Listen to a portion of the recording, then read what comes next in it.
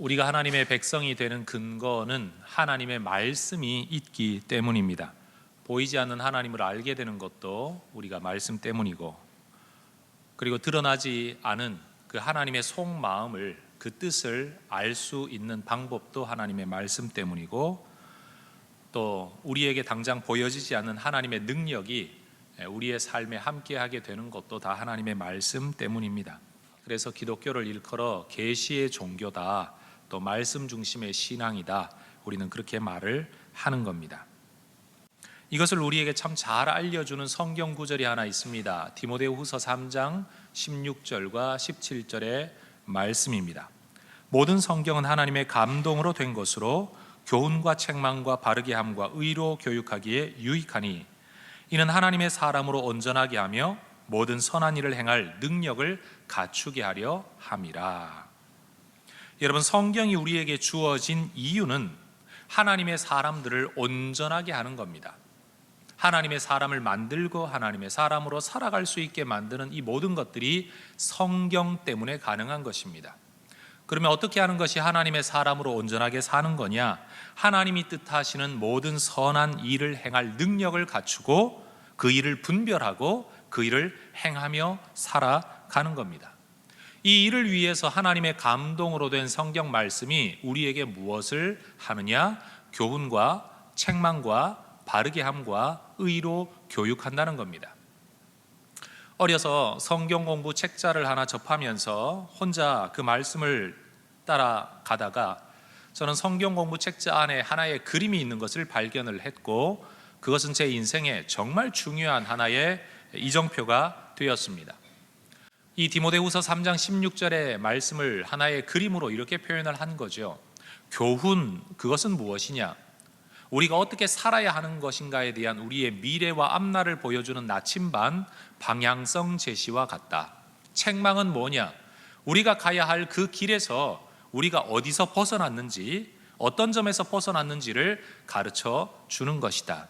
바르게 함은 무엇이냐? 어떻게 하면 원래 가야 할 하나님의 길로 돌아갈 수 있는가를 가르쳐 주는 것이다. 의로 교육함은 무엇이냐? 내가 가고 있는 이 길을 어떻게 끝까지 잘 갈 수 있는가를 알려주는 것.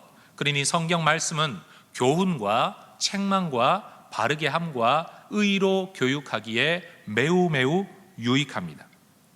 여러분, 구약에서나 신약에서나 하나님은 이렇게 말씀을 통해 하나님의 백성들을 인도하셨습니다. 주어진 성경 말씀과 그 말씀에 근거한 메신저들을 통해서 우리가 어떤 길을 가야 하는지, 어디에서 벗어났는지, 어떻게 돌아가야 하는지, 어떻게 앞날에 우리의 삶을 계속 살아갈 수 있는지를 끊임없이 말씀해 오셨다는 겁니다. 여러분, 내가 어떤 삶의 길에서 벗어났다라는 이야기를 듣는 것은 행복하고 즐거운, 기분 좋은 일은 아닙니다. 그래서 그런 이야기들은 주로 꾸짖음으로 들립니다. 그러나 하나님에 의해 보냄받은 사람들이 우리가 벗어났다라고 책망을 한다고 할지라도 그것은 우리를 죽이거나 저주하거나 꾸짖기 위한 목적이 아닙니다. 오히려 꾸짖음처럼 들리는 그 이야기를 통해서 우리가 돌아가야 할 길이 어디인지 그것을 알려주기 위함입니다. 여러분, 말씀을 전하는 사람들이 때때로 멸망을 선포한다고 할지라도, 예를 들어 선지자들이 이스라엘 백성들의 멸망을 선포한다고 할지라도 그것은 멸망을 목적으로 하지 않습니다. 저주를 이야기한다고 해서 그들이 저주받기를 원하는 게 아닙니다. 생각해 보십시오. 정말 그들이 저주받기를 원하고 멸망하기를 원한다면 지금 사는 모습대로 가만히 내어버려 두면 됩니다. 그 길을 계속 가면 저주가 되고 그 길을 계속 가면 멸망이 될 것이기 때문에 정말 그들이 멸망과 저주를 받기 원한다면 아무 말도 하지 않으면 그렇게 됩니다. 그런데 이 길로 가면 멸망이다, 너희 그러면 저주를 받을 거야 라고 말하는 그 순간 이미 그 의도는 이 길로 가지 마라, 다른 길로 가야 된다, 저주와 멸망을 벗어나야 된다는 것을 전제로 하고 있는 겁니다. 하나님의 말씀이 우리 마음속에 걸림이 될 때 여러분, 그것은 우리가 하나님의 뜻에서 벗어나 있다는 것을 알려주는 신호등과 같습니다. 여러분, 잘못된 결과를 가져올 그 길을 계속하지 말라고 우리를 향하여 우리 하나님은 간절히 촉구하고 계십니다.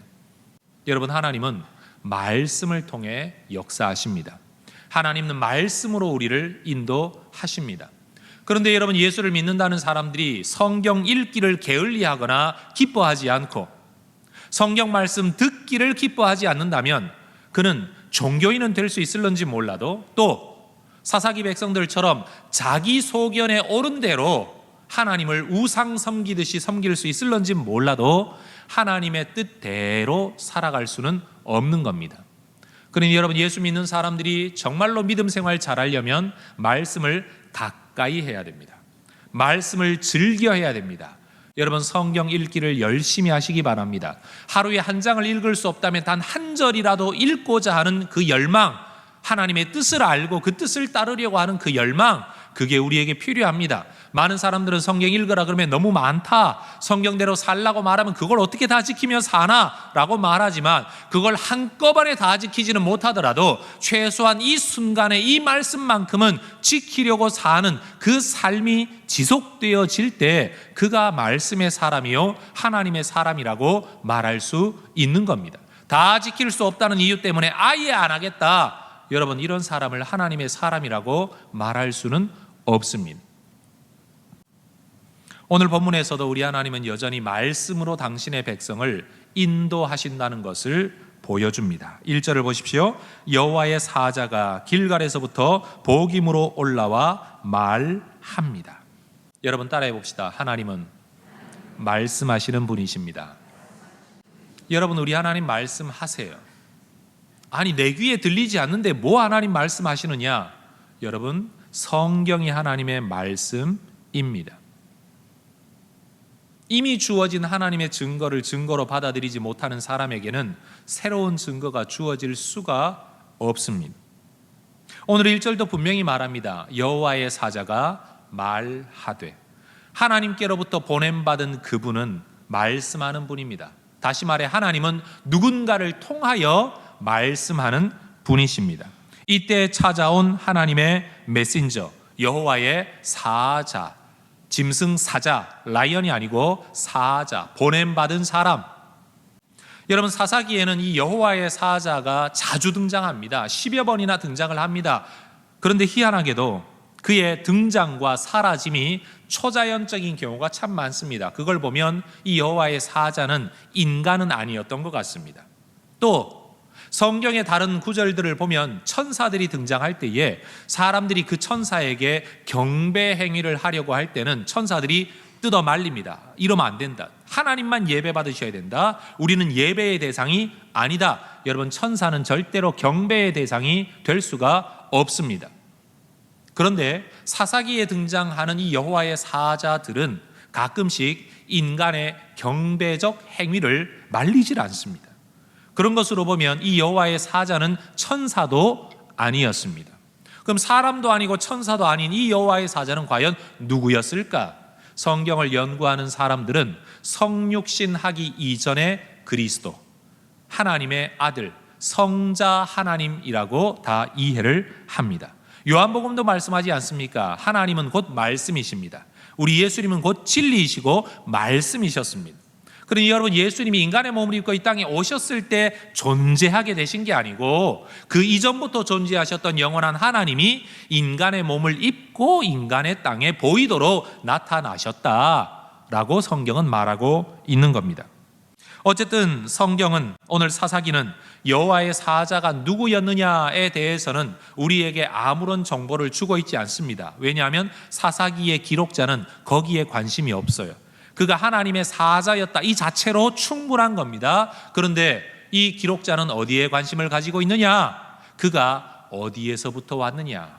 여기에 훨씬 더 많은 관심을 가지고 있습니다.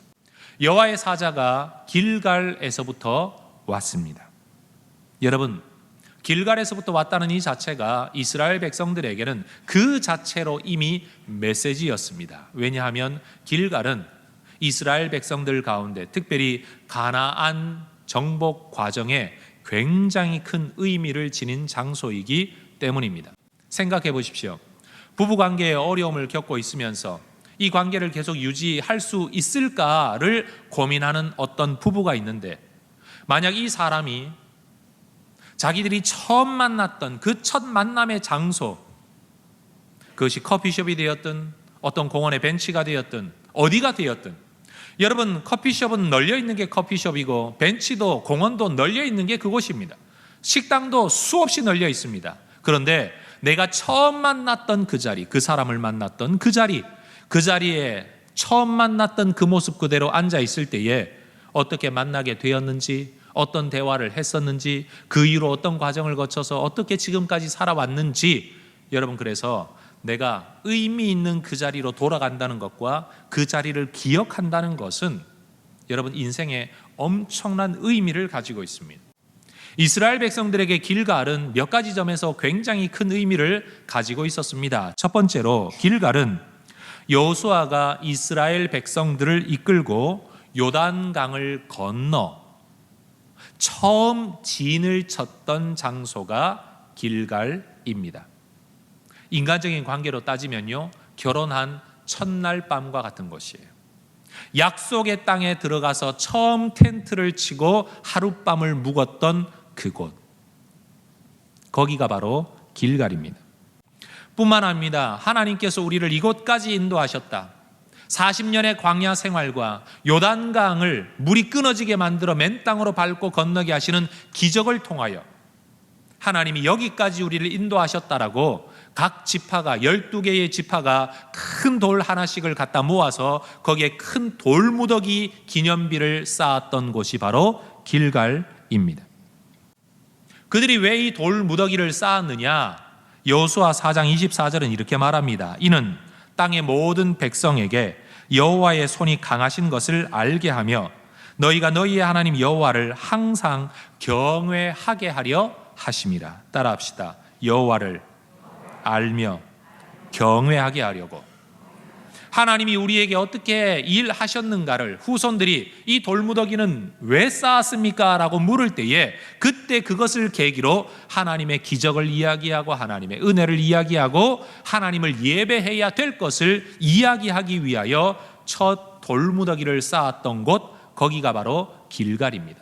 그들은 거기에서 하나님만 예배할 것을 결심했습니다.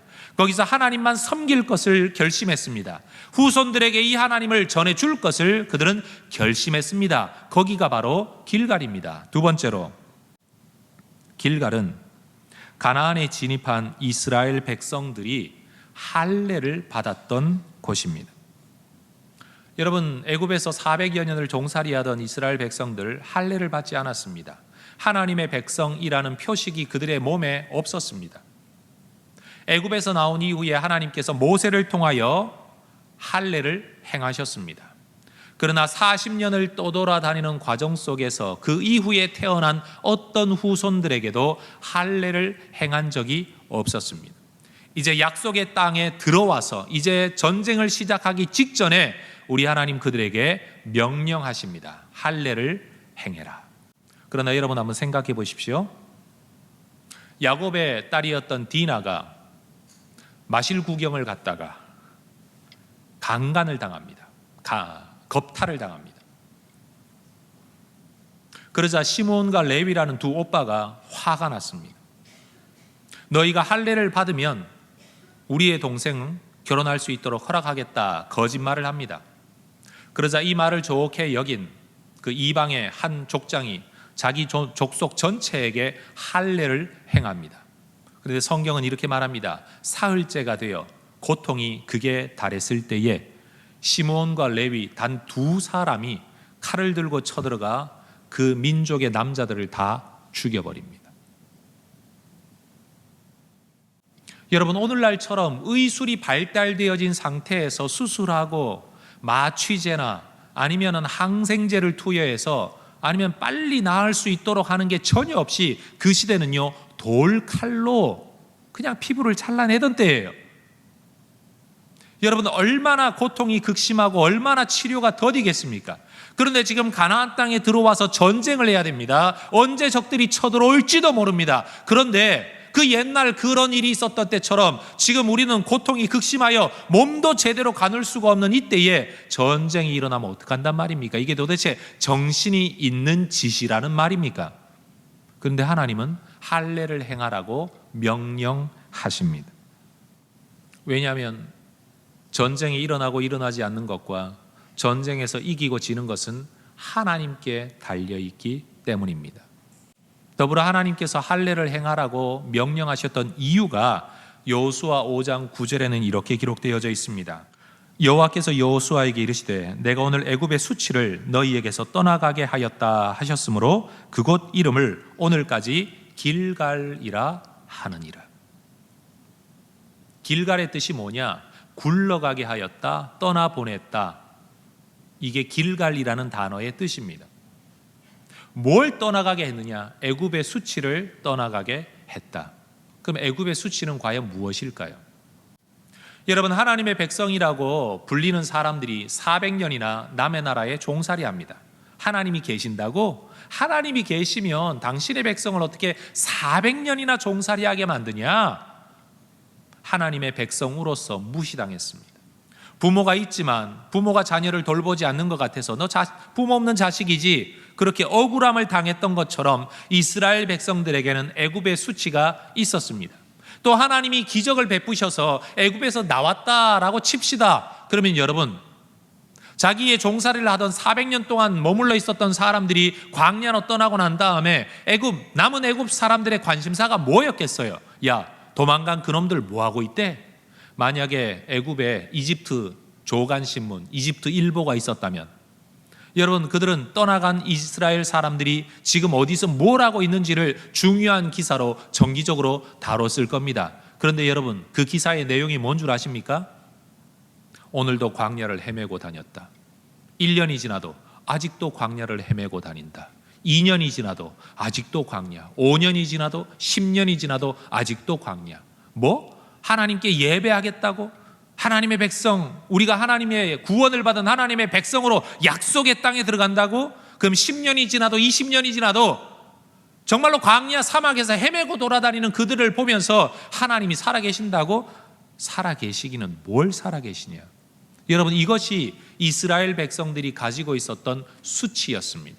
하나님은 살아계시지만 인정받지 못하고 대접받지 못하는, 부모가 살아계시지만 그 부모의 존재가 전혀 보여지지 않아서 부모 없는 자식으로 부끄러움 당하는 어떤 모습처럼, 하나님은 살아계신데도 불구하고 살아계신 하나님의 모습이 보여지지 않아서 부끄러움 당할 수밖에 없었던 이 애굽의 수치. 우리 하나님은 할례를 통해 너희가 하나님의 백성이다 보여주시고, 드디어 너희가 이제 가나안 땅에 들어왔다, 내가 이 땅을 너희에게 주겠다, 이 모든 것들을 한순간에 약속하시면서 실행하시겠다는 하나님의 의지가 길갈에서의 할례를 통해 이루어졌다는 말입니다. 세 번째로, 길갈은 이스라엘 백성들이 애굽에서 나온 이후로 처음으로 가나안 땅에서 지켰던 유월절 장소입니다. 여러분, 유월절은요, 1월, 2월, 3월, 4월, 5월, 6월 할 때 6월 달에 지키는 절기가 아니고요, 담을 넘는 것을 월장이라 그러죠. 뛰어넘다라는 뜻입니다. 이 유월절이라는 절기는 뛰어넘다라는 절기입니다. 뭐가 뛰어넘죠? 죽음의 천사가 뛰어넘어 지나간 절기입니다. 하나님께서 하나님의 백성들을 보호하신다, 그리고 그들을 압제하는 자들을 심판하시는 하나님, 구원하시면서 심판하시는 하나님이라는 이 양면성을 보여주기 위하여 이집트의 모든 사람의 첫 장자와 모든 짐승의 첫 새끼를 죽음의 천사가 하룻밤에 다 죽여버립니다.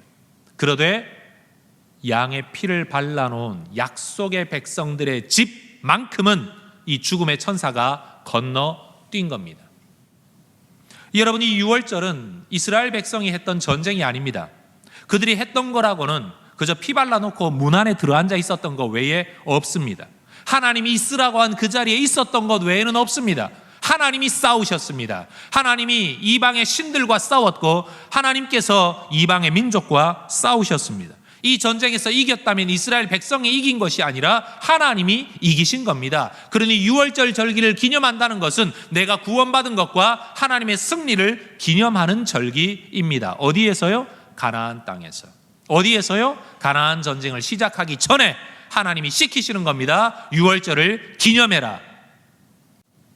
이걸 기념하면서 이스라엘 백성들이 뭘 기억해야 했을까요? 하나님이 싸우신다.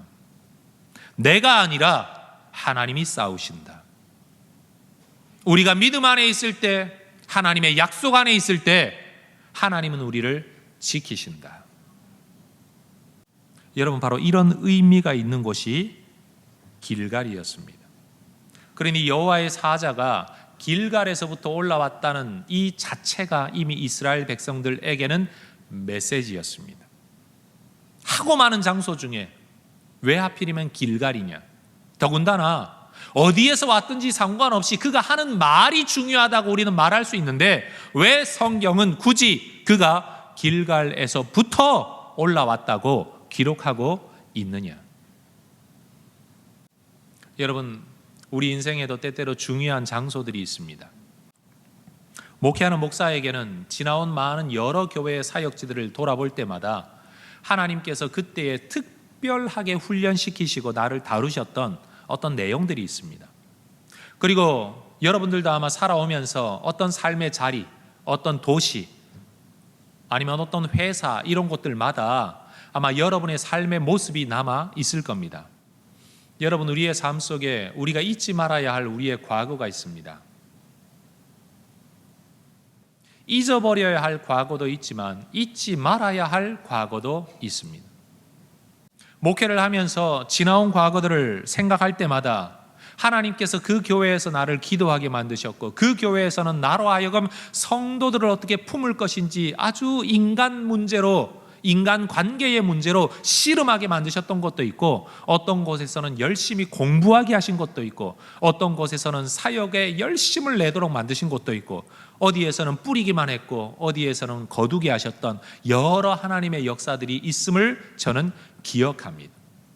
그래서 세상에서도 초심을 잊어버리지 말아라. 원래 단어는 초발심이죠. 시작할 때의 첫 마음을 잊지 말아라. 이유가 뭡니까? 오늘의 삶에 빠져서 살아가다가 보면 어쩔 수 없어서 라고 오늘을 살아가다가 보면 어느 한날 뒤를 돌아보면 내가 정말 오고 싶었던 자리가 아닌 자리에, 내가 살고 싶었던 모습이 아닌 모습으로 살아가고 있는 자기를 기억할 수 있기 때문에 첫 마음 잊지 마라 말하는 것 아니겠습니까? 이스라엘 백성들은 가나안의 첫 정착지, 정박지, 첫 유숙지였던, 그리고 첫 유월절을 지켰던, 그리고 할례를 받았던 이 길갈을 잊지 말아야 했습니다. 성도 여러분, 그 장소가 어디인지 저는 알지는 못하지만 여러분이 그곳을 기억하고 살아야만 믿음 안에서 제대로 살아갈 수 있는 그 어떤 삶의 장소와 거기에서 있었던 사건을 여러분 잊지 마시기를 주의 이름으로 축원합니다. 여러분이 하나님 앞에 예배하면서 눈물로 결단하고 결심하고 고백하고 헌신하고 서원까지 했던 그 어떤 자리, 그때는 과거고 지금은 지금이라고 말하고 있지만 우리 하나님은 여러분이 했던 그 약속 잊어버리지 않고 기억하고 계십니다. 그리고 그것을 우리에게 깨닫게 하시고 기억나게 하십니다. 그래서 여호와의 사자를 굳이 거기에서부터 올라오게 만드시는 겁니다. 여러분, 지리적으로도 올라왔다고 말할 수 있습니다. 그러나 그건 중요한 게 아닙니다. 내가 잊어버리고 있었던, 파묻어 놓았던 그것을 하나님이 들추어 내신다는 상징적 의미가 훨씬 더 강한 겁니다. 여러분, 첫 믿음의 자리, 첫 은혜의 자리, 하나님께 드렸던 첫 고백, 그리고 여러분이 과거에 어떠했었는지 그것을 잊어버리면 여러분 다와지지 못하는, 그것을 기억해야만 여러분이 믿음 안에서 올바로 설 수 있는 여러분 그 길갈, 여러분만의 길갈 잊지 마시기를 주의 이름으로 축원합니다. 여러분, 거기에서 올라온 여호와의 사자가 전하는 메시지가 무엇입니까? 1절은 계속 이렇게 말합니다. 내가 너희를 애굽에서 올라오게 하였다. 내가 너희의 조상들에게 맹세한 땅으로 들어가게 하였다. 출애굽과 가나안으로의 입성, 나오고 들어가는 이야기. 지나온 시간 동안 우리 하나님께서 그들에게 행해 오셨던 실제적인 일에 근거하여 성경 또 말합니다. 또 내가 이르기를 내가 너희와 함께한 언약을 영원히 어기지 아니하리니. 과거에도 이 약속을 하셨었고 지금도 하고 계신 겁니다. 디모데후서 3장 16절의 말씀에 근거하면요, 말씀이 교훈과 책망과 바르게 함과 의로 교육하기에 유익한 말씀이라면 지금 이 말씀은 교훈에 대한 말씀입니다. 내가 너희의 미래에 함께 할 것이다. 내가 너희 인생을 이끌어 줄 것이다. 내가 너희를 지킬 것이다. 하나님의 약속의 말씀입니다. 지나온 모든 시간 동안 우리 하나님은 그들에게 신실하셨습니다. 그들이 부르짖을 때에 구원하셨고 약속하신 그대로 그들을 약속의 땅으로 인도하셨습니다. 과거에도 이렇게 행하신 하나님은 현재와 미래에도 이 약속을 어기지 않으실 겁니다. 그런데 하나님은 신실하셨음에도 불구하고 백성들은 신실하지 않았습니다. 두 번째, 책망. 어디에서 그들이 벗어났는지를 사자는 이야기합니다. 2절을 보십시오. 너희는 이 땅의 주민과 언약을 맺지 말며 그들의 제단들을 헐라라고 내가 말을 했었는데 너희가 내 목소리를 듣지 않았다. 여러분, 지금 이 이야기는 1장 이후의 이야기입니다. 1장의 이야기가 뭡니까? 시작은 하나님께 올라가서 묻는 것으로 시작했습니다. 믿음으로 시작했습니다. 하나님을 왕이요 사사로 모시는 것으로 시작을 했습니다. 그리고 순종을 했습니다. 그러나 그 순종 속에 그들은 불순종하고 있었습니다. 타협하지 말아야 할 것 타협했고, 내어 쫓아야 할 사람 내어 쫓지 않았고, 헐어버려야 할 우상의 제단들 헐어버리지를 않았습니다. 그들은 말씀 안에 있는 것처럼 자기들은 생각했지만 하나님이 보시기에 그들은 길을 벗어나고 있었습니다. 그래서 하나님은 안타깝게 그들에게 말씀하십니다. 어찌하여 그리하였느냐. 여러분, 한번 조용히 큰 소리로 말고 조용히 하나님이 내게 말씀하신다고 생각하고 한번 따라해 보시기 바랍니다. 어찌하여 그리하였느냐. 다시 한번 따라하시기 바랍니다. 왜 그랬니?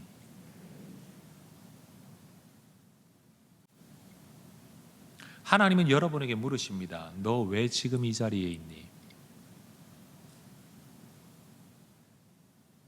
너 왜 그렇게 살아가고 있니?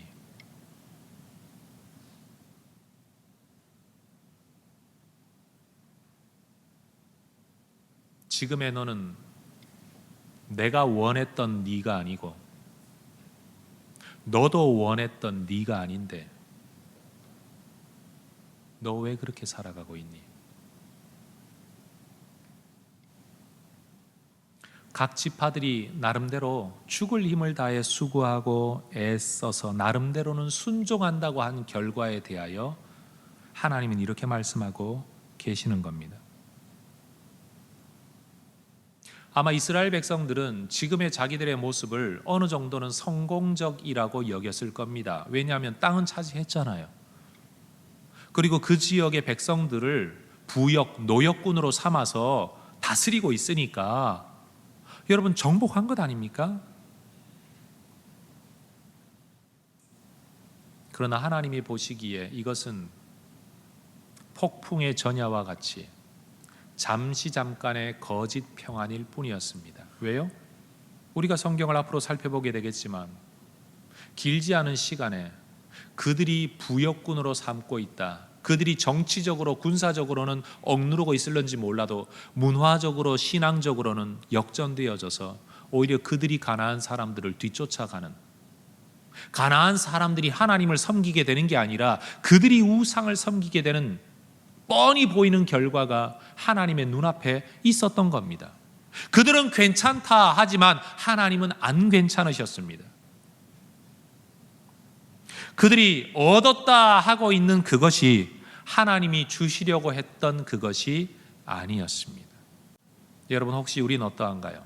한번 따라해 볼까요? 내가 얻었다 하는 이것이, 내가 이루었다 하는 이것이 과연 하나님께서 내게 주시려 했던 그것일까? 여러분, 한번 질문해 보십시오. 내가 얻었다 하는 지금의 이 자리, 내가 이루었다고 하는 그 무엇, 그게 정말 하나님께서 내게 주시려고 했던 그것일까? 그들의 몸은 약속의 땅에 들어가 있었지만 그들의 마음은 하나님의 약속으로부터 멀어지고 있었습니다. 표면적으로는 순종하고 있었지만 내면적으로는 불순종이었습니다.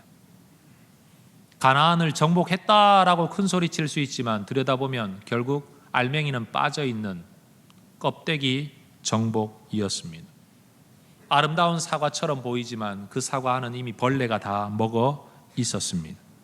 이것을 깨닫지 못하는 이스라엘 백성들에게 하나님께서 말씀하시는 겁니다. 왜 하나님이 말씀하십니까? 못 깨달으니까 말씀하는 겁니다. 벗어났으니까 말씀하는 겁니다. 내어버려두면 멸망으로 나아갈 것이기 때문에 살리려고 말씀하시는 겁니다. 말씀 앞에 서기 전에는, 하나님을 대면하기 전에는 우리는 그럭저럭 괜찮은 줄 압니다. 잘하는 줄 압니다. 그러나 말씀 앞에 서 보면 우리의 진짜 모습이 드러납니다. 히브리서 4장이 말하는 것처럼 하나님의 말씀은 살았고 운동력이 있어서 좌우의 날선 검처럼 우리의 혼과 영과 및 관절과 골수를 찔러 쪼개기까지 하는데, 쪼개는 게 문제가 아니고 하나님의 말씀 앞에 모든 것들이 벌거벗은 것 같이 드러나게 될 것이라. 사람 앞에는 속마음 드러나지 않습니다. 잘 차려입은 외모만 드러납니다. 그러나 말씀 앞에 서보면 그의 내면의 동기, 그의 내면의 인격이 여지없이 드러납니다. 진짜 나는 껍데기 내가 아니라 속의 내가 진짜 나인 것처럼, 여러분 말씀 앞에 섰을 때 우리의 본 모습이 드러납니다. 이스라엘 백성들이 1장 마지막 9절에 오기까지의 정복 전쟁과 승리, 야 정말 하나님께서 약속의 땅을 이스라엘 백성들에게 주시는구나 라고 껍데기로는 말할 수 있지만, 사람들은 그렇게 보고 대단하다라고 말할 수 있었겠지만 하나님은 그들의 내면을 보고 계셨습니다. 그럼 여러분, 올바른 길을 말씀하시고 이젠 벗어난 걸 말씀하셨는데 그러면 그것이 전부 다일까요? 아니지요. 말씀은 우리를 바르게 합니다. 이 여호와의 사자가 이스라엘 백성들에게 하는 이야기가 뭡니까? 3절을 보십시오. 그러므로 너희가 벗어났다. 그러므로 내가 또 말하기를 내가 그들을 너희 앞에서 쫓아내지 아니하리니 그들이 너희 옆구리에 가시가 될 것이며 그들의 신들이 너희에게 올무가 되리라. 여러분, 이것이 하나님의 저주일까요? 되리라 라는 말이 저주의 말씀일까요? 아닙니다. 너희가 돌이키지 않는다면 될 것이다. 될 것이다. 너희는 이렇게 살 수밖에 없다. 이렇게 될 거야. 여러분, 공부하지 않는 아이들에게 부모들이 자주 하는 말씀이 뭡니까? 너 공부 안 하면 이렇게 된다. 여러분, 그렇게 되기 바래서 그렇게 말하는 부모가 누가 있습니까? 때때로 청소년 아이들이 그냥 아르바이트 몇 시간 하면 내 손에 돈 얼마 쥐어지니까 그 돈 버는 재미에 빠져서 정작 청소년 시기에 열심으로 공부해서 미래를 준비하기보다는 당장에 돈 버는 재미, 그리고 그 돈을 쓰는 재미에 빠져가지고 시간당 기껏 몇천 원 하는 아르바이트에 열심을 내는 경우가 있습니다. 그런데 어떤 아는 지인이 자녀에게 그렇게 말을 했대요. 돈 버는 건 좋은데 네가 만약에 이 돈 버는 재미에 시간을 거의 다 허비하면서 공부를 하지 않는다면 네 나이가 30이 되고 40이 되어도 너는 이것밖에 못 번다. 네가 선택할 수 있는 직업은 이거밖에 없을 거다. 이 이야기를 들었을 때 여러분, 그게 자녀에 대한 저주일까요? 아니죠. 자녀는 깊이 생각하게 됩니다. 직업에는 귀천이 없다고 하지만 나는 정말 이렇게 살면 평생 행복할 수 있을까? 나는 만족할 수 있을까? 여러분, 하나님께서 우리에게 하시는 말씀, 가시와 올무가 될 것이다. 너는 이루었다고 하지만, 돈 좀 벌었다고 하지만, 당장은 11조 좀 하고 있고 헌금 좀 하고 있고 선교 헌금 좀 하고 있고 구제와 장학 헌금 좀 하고 있고 어려운 사람들 좀 돕고 있고 결연 아동을 맺어서 그 아이들 좀 도우면서 여러모로 돈을 나는 의미 있는데 쓴다고 말하면서 돈을 벌어가고는 있지만, 우리가 살아가는 삶의 방식이 과연 앞으로 5년이 지나고 10년이 지날 때에도 과연 내 삶의 올무가 되지 않고 가시가 되지 않고 진정한 행복이 될 수 있을 거라고 지금 여러분이 살아가는 삶의 모습에 대한 확신을 가지실 수 있으십니까? 여러분, 그것은 여러분에 대한 문제만이 아닙니다. 목사인 저도 마찬가지입니다. 과연 내가 앞으로도 10년이 지나서 오늘 이 모습 이대로 만약에 10년 후를 산다고 했을 때에도 그때도 내가 걸림이 없이, 올무 없이, 가시 없이 살아갈 수 있을까? 잠시 잠깐 이렇게 살다가 돌아와야지. 여러분, 그렇게 돌아오는 사람 그리 많지 않습니다. 잠깐만 이렇게 하다가 그 잠깐이 그의 일생을 결정지을 때가 너무 많습니다. 잠깐만 떠난다는 교회가 수십 년을 떠날 수도 있고, 잠깐만 빠진다는 예배가 평생을 빠질 수도 있고, 마음에는 그래도 하나님 있다고 말하면서 정작 마음에 하나님이 있다는 증거는 하나도 가지고 있지 아니한 명목상의 그리스도인으로 전락하는 사람들도 많습니다. 여러분, 불순종의 결과는 하나님의 발목을 잡는 게 아니고 우리의 발목을 붙잡습니다. 불순종으로 하나님께 손해가 되는 게 아니고 우리에게 손해가 된다는 것 잊지 마셔야 됩니다. 약속의 땅에서 하나님은 평안을 약속하셨습니다. 약속의 땅에서 하나님은 역사와 기적을 약속하셨습니다. 그러나 이스라엘 백성들은 땅을 얻었다고는 하지만 거기에 하나님의 평안도 없었고 하나님의 기적도 없었습니다. 누구 때문에? 무엇 때문에? 바로 불순종하는 자신들의 모습 때문입니다. 여러분, 이러한 하나님의 말씀 앞에서 이스라엘 백성들이 어떻게 반응을 합니까? 4절과 5절 함께 읽어보겠습니다. 여호와의 사자가 이스라엘 모든 자손에게 이 말씀을 이르매 백성이 소리를 높여 운지라. 그러므로 그곳을 이름하여 복임이라 하고 그들이 거기서 여호와께 제사를 드렸더라. 여호와의 사자의 말씀 앞에서 이스라엘 백성들 두 가지 반응을 보입니다. 하나는 통곡했습니다. 그냥 운 게 아니라 소리를 높여 울었습니다. 말 그대로 통곡입니다. 그래서 그곳 지명이 복임, 우는 자들 또는 울음이라는 뜻으로 지명이 바뀌어버릴 정도로 역사적인 장소가 되기는 했습니다. 그리고 그곳에서 사람들은 하나님께 제사를 드렸습니다. 여러분, 2장 1절에서 5절까지만 읽으면 이거 하나님의 은혜의 역사다 이렇게 말할 수 있습니다. 그러나 2장 6절 이후에 사사기 전체를 미리 본 관점에서 이 구절을 다시 들여다보면 이것은 하나님의 역사가 아니었습니다. 만약 그들의 눈물과 그들의 제사가 하나님의 말씀으로 말미암은 진정 어린 통곡이었다면 이후 그들의 삶은 달라졌어야 마땅합니다. 그러나 이 눈물과 이 제사 이후로 달라진 것은 아무것도 없었습니다. 울음은 울음이었고 제사는 제사였습니다. 딱 거기까지였습니다. 여러분, 하나님의 기쁨, 하나님의 평강이 넘쳐야 할 하나님의 약속의 땅이 복임, 울음이 되는 이유가 뭘까요?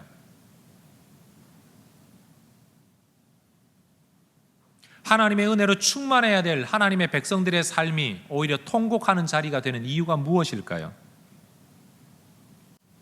먼 훗날에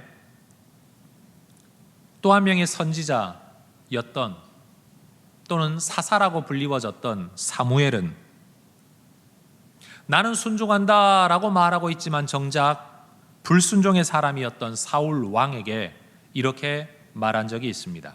사무엘상 15장 22절 23절에 사무엘이 말하기를 여호와께서 번제와 다른 제사를 그의 목소리를 청종하는 것을 좋아하는 것 같이 좋아하시겠습니까? 순종이 제사보다 낫고 말씀을 듣고 순종하는 것이 순양의 기름보다 나으니 이는 말씀을 거역하는 것은 점치는 죄와 같고 말씀 앞에 완고한 것은 거짓 우상에게 절하는 죄와 똑같습니다. 말씀을 거역하고 말씀 앞에 완고한 태도를 가지고 있으면서도 그가 예배하고 있다. 이 예배는 거짓입니다. 하나님의 말씀을 듣고 있지 않는데 하나님께 예배하고 있다. 그는 우상 숭배하고 있는 겁니다. 여러분, 이 표현이 여러분에게 너무 좀 지나칠지 모르지만 생각해 보십시오. 내가 사랑하는 배우자를 가슴에 안고 있으면서 다른 여자와 다른 남자를 생각하고 있다면, 그 사람을 생각하고 있기 때문에 내가 이 표현을 지금 하고 있다면, 여러분, 이거 사랑입니까?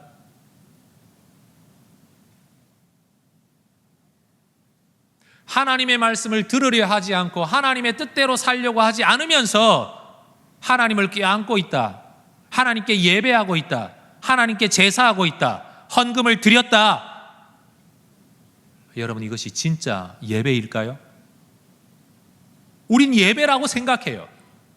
우리는 그렇게 생각해요. 그런데 하나님은 그렇게 생각지를 않으시는 겁니다.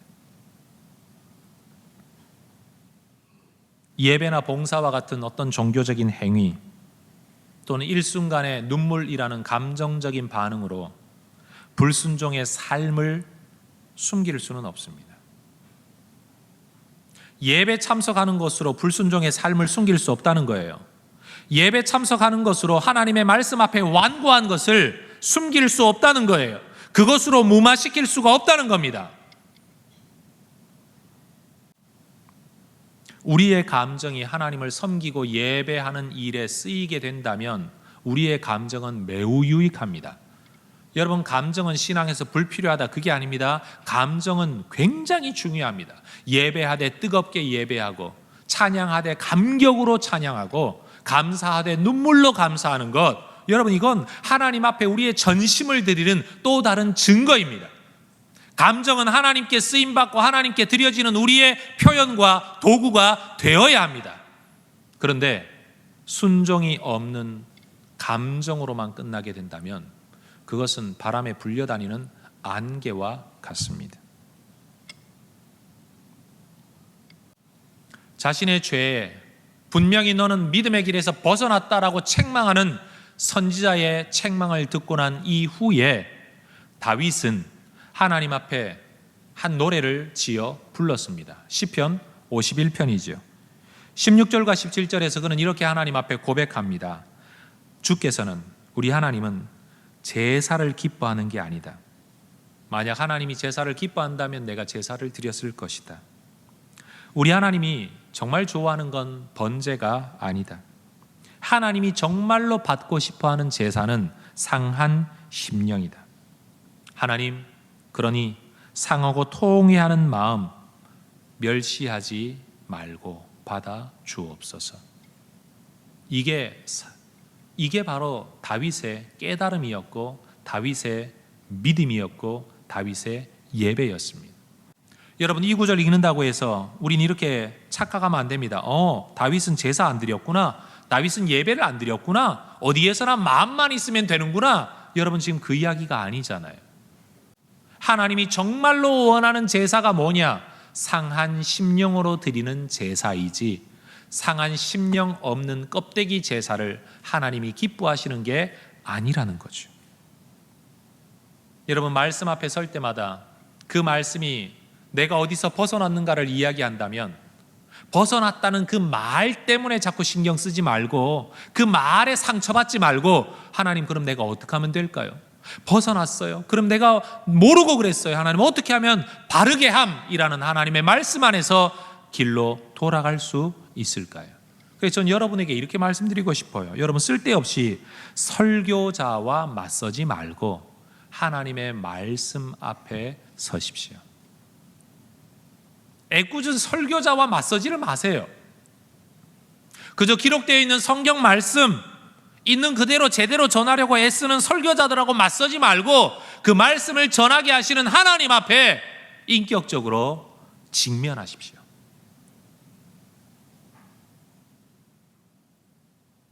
그리고 그 말씀이 여러분을 바르게 하도록 순종하십시오. 그러면 그 길에서는 하나님의 은혜와 평강과 역사와 기적과 모든 복들이 주어지게 될 것입니다. 그러나 벗어났다는 하나님의 말씀 앞에서 살던 그대로 살아간다면 우리에게는 오늘 3절이 말하는 것과 같은 올무와 가시가 기다리는 인생이 될 수밖에 없는 겁니다.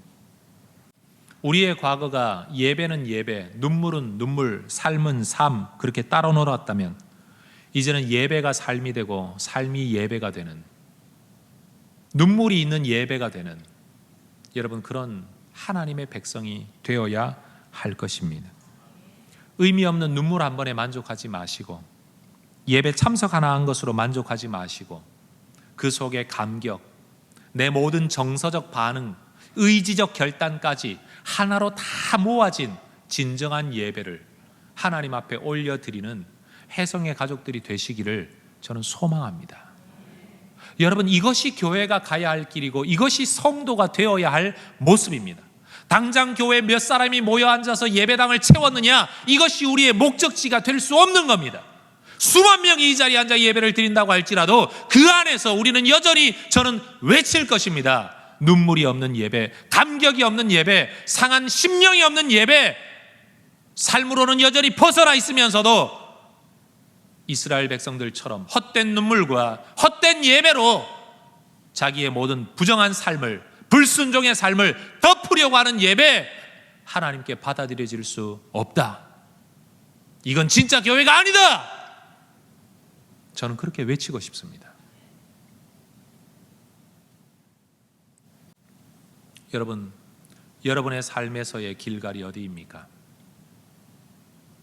그것은 하나님께서 여러분에게 허락하신 또 다른 메시지입니다. 삶의 경험이라는 형태로 우리에게 주어진 메시지. 여러분, 그 메시지를 잊어버리지 마십시오. 그리고 오늘 내가 읽게 되고 듣게 되는 하나님의 메시지 주의하십시오.